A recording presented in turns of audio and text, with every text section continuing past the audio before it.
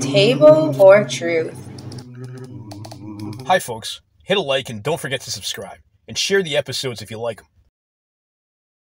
Welcome to another episode of Table for Truth. This is X. This is Tyson. You know who we are if you've watched the show. Tyson, how you doing today? I'm doing fine. How are you, X? Sounds good, man. Sounds good. So, in our last episode, if you will, we were talking about Roger Stone. And you had some real meat to dish out on Roger Stone. Well, I don't know about meat, but Roger Stone, the pardon Trump ally, Roger Pardon Trump ally Stone, as they like to call him, is reportedly on an audio tape saying that Representative Eric Swalwell or Jerry Nadler should be assassinated before the 2020 elections. And so that's a bit problematic. It's not healthy. So the tape allegedly has Stone saying, "Let's go find Swalwell. It's time to do it. Then we'll see how brave the rest of them are. It's time to do it. It's either Nadler or Swalwell has to die before the election. They need to get the message. Let's go find Swalwell and get this over with. I'm just not putting up with this shit anymore." Could it be that this is why Stone ended up going to jail one way or another? No, Stone went to jail for lying to Congress under oath, and then he was pardoned by Trump.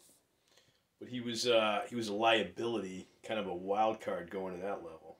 Well, when you say a wild card, because he is a Republican operative who purports himself as being a trickster and like a Trump, and a Trump ally, and he has Richard Nixon tattooed on his back. That's pretty hardcore, man. He's hardcore.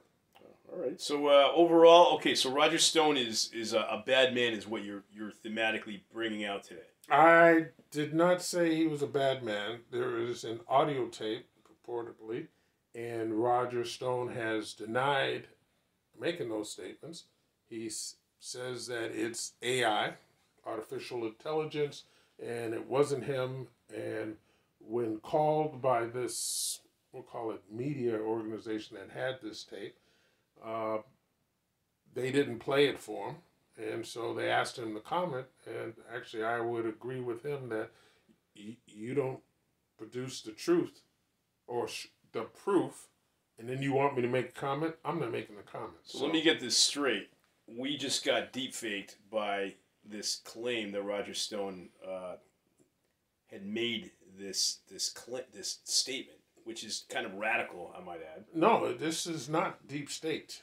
No, not deep state, deep fake. Oh, deep fake. No, this is not deep fake. We got Rick rolled thinking that this was gonna be like the real OG Roger Stone, going all of a sudden off the deep end. No, showing his true colors, if you will. Sparing America with a K. Right. Now, as far as a belief, I don't believe it's deep fake. And at the time, he was speaking, allegedly, to a New York police officer who is no longer a police officer for the NYPD, and the police officer or ex-police officer believed it was because of his links to Roger Stone that cost him his job. Well, but nobody can prove this is an absolute irrefutable. You know, this sounds like the plot to a really well-intentioned but poorly directed and produced late 90s movie that was never made and didn't exist, but sounds like it would have. Where somehow in the future, some guy's caught in a lie due to a deep fake or something. Isn't that what, like, any of the... You keep calling a deep fake. The audio is out there. Yeah, but we don't know if that's the real Roger Stone. That's what you were insinuating. No, that's what Stone says. It was not him. I just want to make sure that it's balanced. Okay. For me to put this out there and then not give Roger Stone's response, could lead some to believe that, well, Oh, so we're alleging Roger Stone might be nuts.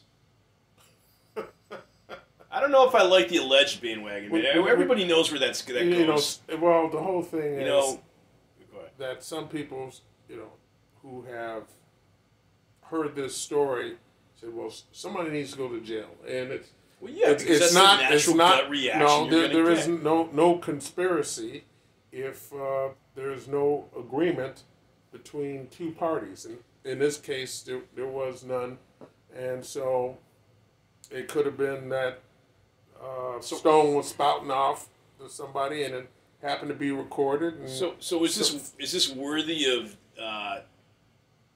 I don't know if slandering or defaming him is the right word, but by news being brought out about the man, when the whole thing could either A, be deep fake, or it could have been misconstrued, or it could have been a soundbite.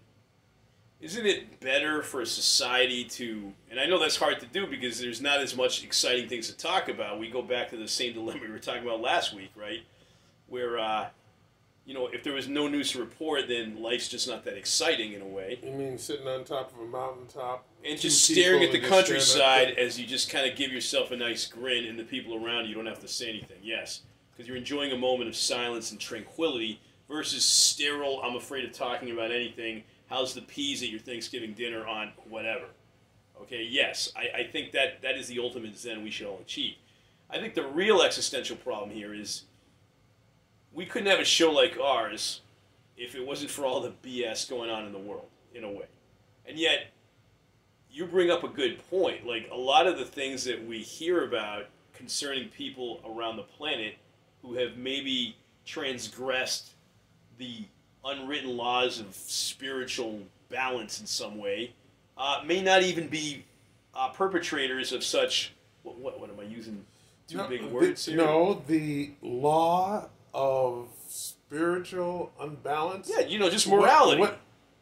A law for morality. Just trying to be all right. Listen, I was just all right. I'm just trying to be a little colorful here with them. But my point is that we don't know what's real and what's not. The whole point of Table for Truth, for instance, is to try to ascertain the truth. On the other hand, if we don't even know for sure that somebody's claim against somebody else wasn't slander, is it socially responsible to bring up that person? I guess you brought up a disclaimer. In all fairness, you don't know if this is true or not. But part of me, the audio is real. The audio is real, but we don't know if that was deep fake audio.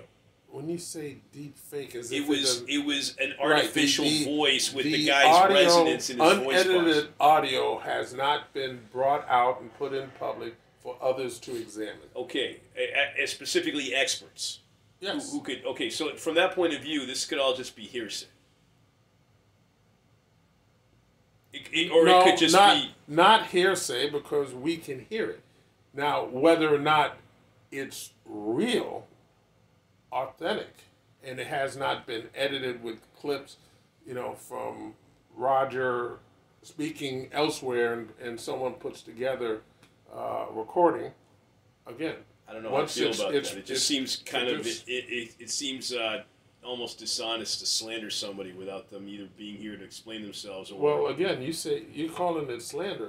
Slander, there has to be some type of... ruining the person's reputation by having people that are gullible to just want to... sounds like Roger Stone to me. What he's I like that little comeback there, but I don't... That's what our favorite trickster has done to other people in the past. So that reminds me. Did you hear about the planet-shaped, strange-looking orbital spheres that were hovering over New York City this afternoon? No, I didn't. Please. I'm just deep faking you, man. Psych. It didn't happen. But I brought up something that at the moment, right now, 5-10 seconds ago, I couldn't prove, but I got you to start thinking something in your head and messing with your beliefs about this. That's intellectually dishonest of me to bring that up and pretend that that's news. That's my point. Well, I didn't, number one, believe it. I don't know that. I have no idea. You said, please, more. You're being dishonest with me right now, and you're not actually telling me what you really think. So now, what you left me is that I have to question No, I'm just saying we shouldn't have to be on our guard like this as people. Like, no, we do our best to something that is in the news, that's newsworthy. Why is it in the news if it's not actually 100% absolute? That's the problem with the mainstream media these days.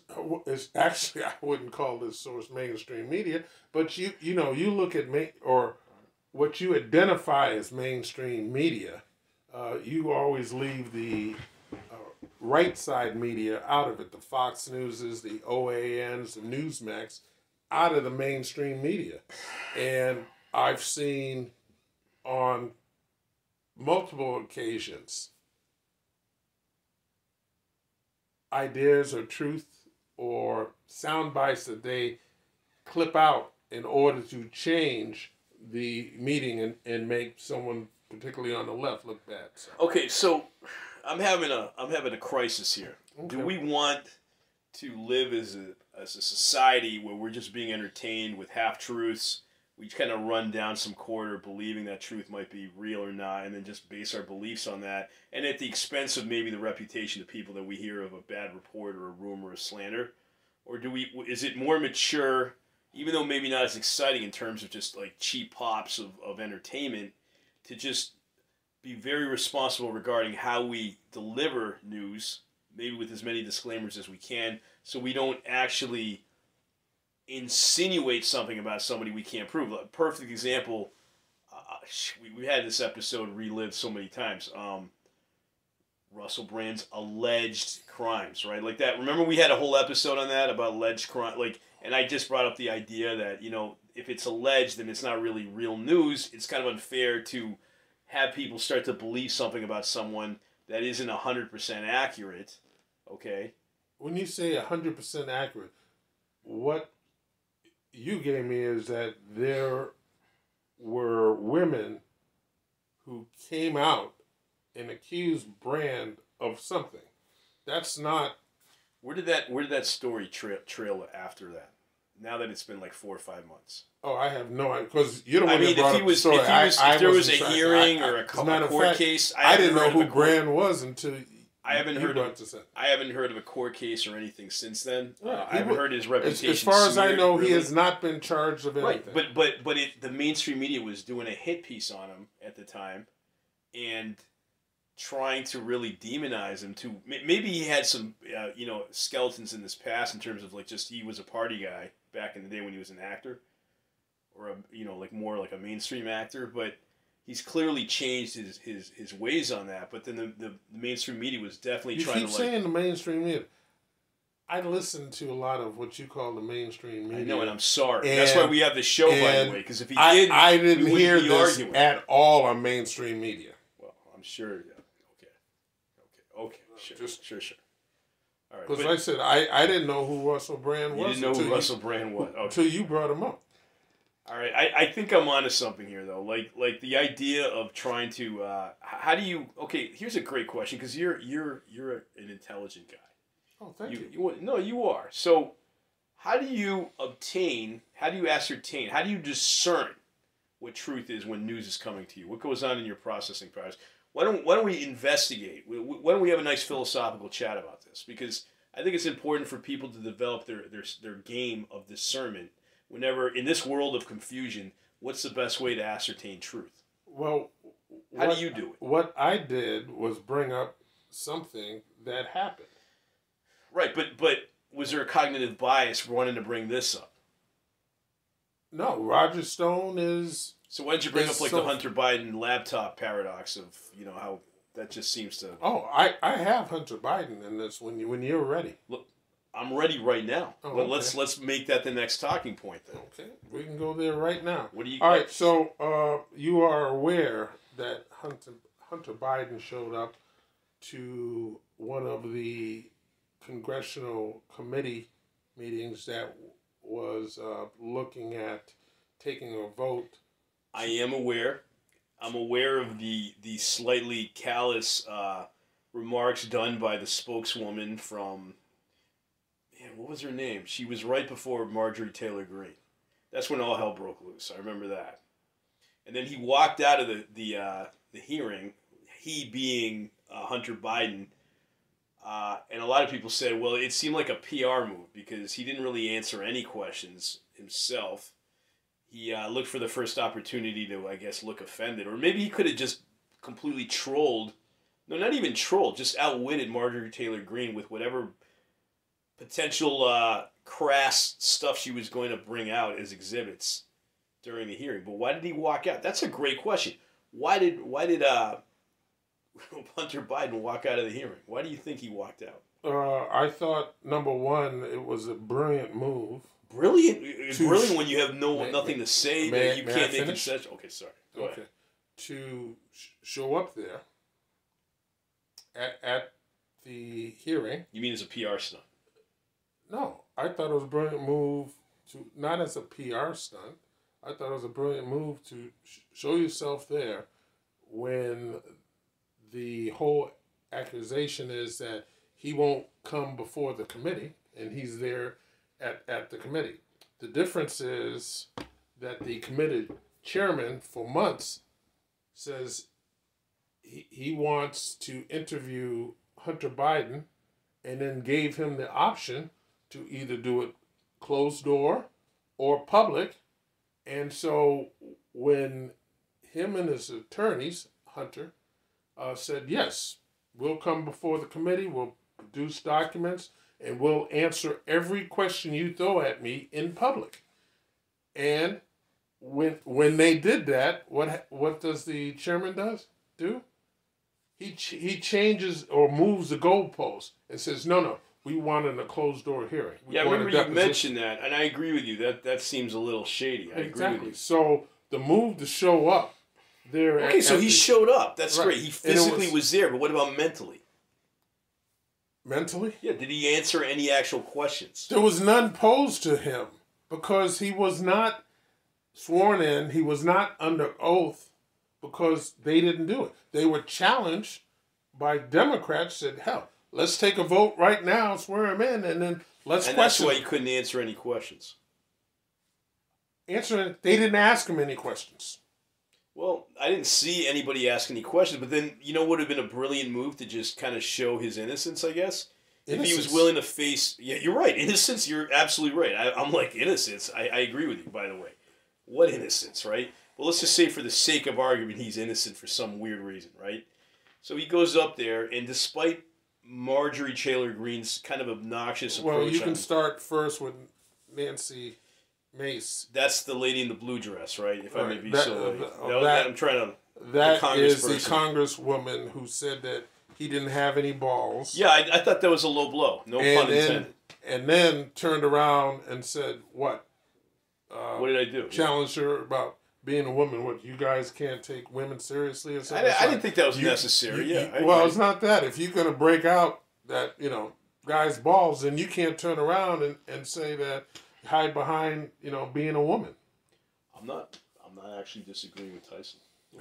That's all I'm saying. Like, no, legit. Like, so you show up at the hearing. Okay. And so this is again to hearing to decide or vote with whether or not they're going to forward charges that he didn't abide by the subpoena and come in for a closed door deposition. And, they would forward that to the U.S. Justice Department, which will be looked at whether or not they're going to charge him or not. But wouldn't it have helped him reputation-wise to masterfully, because we know he's a brilliant man, stand in front of his greatest adversaries, amongst whom are Marjorie Taylor Greene? He was there. No, but he left too. Right. It seemed a little cowardice. I thought it was a great move. He was there for 30 minutes. Marjorie Taylor Greene. Stick around. Where do you go? What do you got? Something else to do? Why? He didn't have to. He wasn't sworn in. Doesn't matter if he has to. Just to shows he's the bigger man. You see, like, no, you know what? I know I don't. Bigger man. Yeah, I know this is not a man. We're trying to stretch our imaginations here a little bit, okay? I'm talking about Hunter Biden being the bigger man. He is a man, and I'm just saying bigger person, okay? Let's not get sidetracked here with pronouns or whatever, okay? The reality is, if he really wanted to get that like bad rep off his back, this is the best time to just go there and show the world what he's got and be like, I know I don't have to be here. I know I could be golfing, or on jet skis or something, or hanging out with who knows what, activities you like to do that probably got you into trouble in the first place. But at the end of the day, I'm going to take one for the team, and I'm going to sit here even longer because I believe the public that my father has sworn to serve, and because I respect the American public so much, I am open to have any questions you can throw at me. No matter how crass and how rude those questions are, I will weave through the storm masterfully because, damn it, I'm a Biden. Okay? And that name means something in Washington. Otherwise, I wouldn't have. You see how you're smirking? Because it's not true. No, I'm smirking. But let me continue on. You're the one that said I was smirking. I need fruit after this because my imagination's okay, but it's stretching here. So I can feel the energy. My point is, because of his father, because of his integrity, because of his piousness, because of his intelligence, because of his reputation, because just he flat out wasn't wrong. He's been wrongfully accused. He's been put in a pulpit, sit in front of a kangaroo court, and damn it, the least he can do, let me just answer these questions with dignity. And Marjorie Taylor Greene, as much as I don't like you professionally, okay, I'm going to allow you to send your vitriolic poison in my direction, and I will do my best to masterfully weave through your tirades of just accusations that I am going to prove are complete farce so that the public can see what's going on. That's fair. Don't you think? Why didn't he do it? Get that monkey off the back once and for all. May I? Yeah, please. Okay. He has. He has offered, through his lawyers and attorney and his presence there, to come before the committee in a public hearing and answer any and all questions. Okay, he walked away before Marjorie Taylor Greene could finish what she was going to say.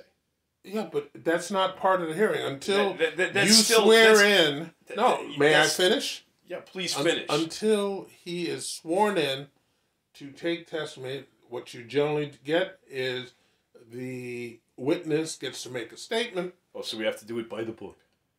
Exactly. Why? Because that's the way the hearing is set up. Is he going to go to jail or be in contempt if he actually sits around? Because that's the whole point of him being in Congress at that moment, right? He's not going to be in contempt if he just stays there and actually answers any questions, even out of his own free will, right? No, there is a potential for him to be in contempt. Oh, you mean if he gets caught red-handed with something they bring out? No, they put out a subpoena for him to come in for a closed door deposition. So he could have been in trouble if he had actually answered the questions with like the way the public was looking for. So, in other words, this was all just a smoke show. It was nothing. It was all a joke. It was just to somehow make it look like is a joke. Okay, so you heard it here, folks. Like, the whole thing is just political theater. None of it means anything. And once again, we may never ever get any good answers or any kind of, trial for a guy like Hunter Biden. Because is he above the law? Is that it? Is it privilege? What do you suppose the reason he anybody else that was in that position? Do you think they'd have this much grace for this person to, just be there in front of I don't know how many millions of dollars this whole circus is costing, but if the whole thing's just a joke, you out of your pocket, taxpayers, absolutely. Okay, tell me how much is it costing me? I don't know, but it's costing me something. Oh, millions of dollars, no doubt. Okay, well there you go. So if the whole thing's political theater, I guess the question we should all be asking ourselves right now, regardless of what side of the political fence you're on, is why do we even bother if we know the whole thing's a joke? Would you like to add anything else to this?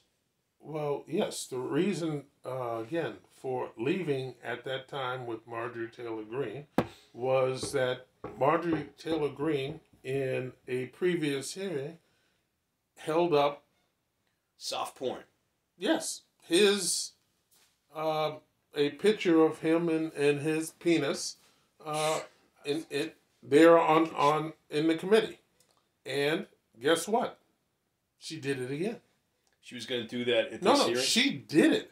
Wasn't going to do it. She did it. So when he left, she showed some more soft porn to the public. Yes. Well, now, if I may, granted that is very embarrassing and it is insulting. What if the public's going to see it anyway, and Hunter Biden's there, and he's like, well, the public's going to see it anyway. The least I can do is explain myself in these pictures. Explain this to who? The public? We forgot about the public. Sorry. He can do that and have a press conference anytime, and it's going to be. Why can't he just do it then? He's not under oath. This is not part of the committee hearing. Don't you see? He was there. All they had to do was vote to swear him in, and they could have done it. But the Republicans refused to. I get the idea that the Republicans, like, this is partially their fault for not allowing this to go through the proper protocol. But it still doesn't stop a guy like Hunter Biden from just being able to answer the questions and stand there despite the storm. One does not come to a committee hearing and just answer questions. You have to be sworn in. Your responses are, as far as I'm concerned, in a hearing, meaningless unless you're sworn under oath. Are you telling me that legally he can't just simply answer questions right then and there and say, I know I'm not sworn under oath, but legally, even though this is completely absurd because I'm already here, why don't I answer your questions myself? He's not allowed to do that. He can do that if he so wants. Why didn't he do it? Nobody asked him a question. Well, before Marjorie Taylor Greene could present something, and I agree that it wasn't the best question. 30 minutes he was there. No one asked him a question. No one. Not Nancy Mace. Make accusation charges, stories, all kinds of things. Couldn't he just make concessions for himself for some of these accusations? Concession? What? There was no questions. Here's my proof. I was here on the night of the 16th, so technically you're wrong. He was there in the audience, and you have people in the audience. Can he get up if he's the center of the show? Why couldn't he just get up there and just be like, let me? It is a committee hearing. There are protocols. Why? But this is exactly where I think the public. I'm not saying you directly. But this is where I think the public starts to see through the facade of our so-called structure of our system. Common sense would tell you that intuitively, at that moment in time, if Hunter had nothing to hide, okay, aside from his soft porn nothing to hide? Yeah.